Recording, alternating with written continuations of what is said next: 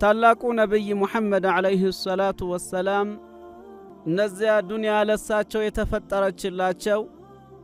እሳቸውን ለማሳየት ዱንያ የተፈጠረችላቸው ነብይ እንዲህ ይሉናል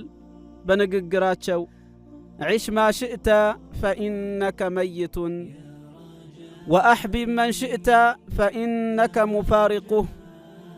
يفلكون يهال نور يفلكون ادمي نور ነገር ግን ሟች ነህ ይላሉ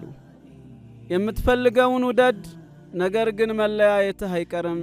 መለየት የሚባለው ነገር አይቀርም ይላሉ እኒህ ነብይ ሰለላሁ ዐለይሂ ወሰለም አላሁ ተዓላም ቁርአን ላይ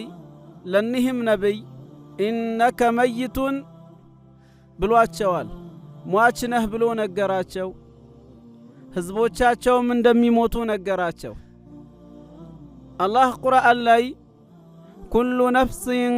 ዛኢቀቱል መውት ሁሉም ነፍስ ሞትን ቀማሽ እንደሆነች እዚች ዓለም ላይ ዘውታሪ እንደሌለ አላህ ነግሮናል ነብዩም አስተምረውናል ዑለማዎችም ያንን ከረሱላችን የተማሩትን ሰለላሁ ዐለይሂ ወሰለም ከአላህና ከነብዩ የመጣውን እኛ ላይ አድርሰውልናል ይህ ሁሉ ተዝኪራ እኛ ራሳችንን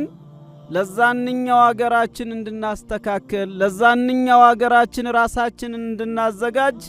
የመጡ ምክሮች ናቸው